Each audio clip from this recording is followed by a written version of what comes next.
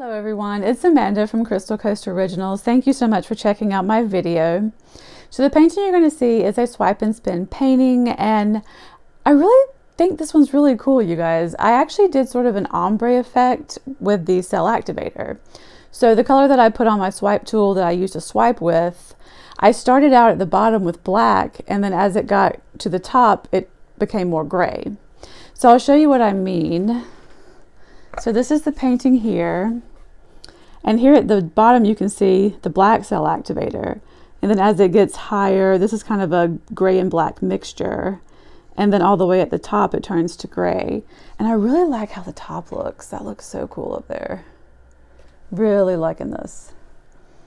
So yeah, I like this effect. It's kind of a transition effect from one color to the next for the cell activator.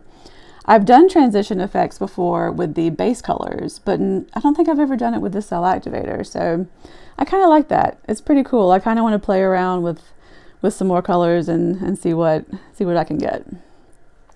So the formula as well as the colors will be listed in the description box.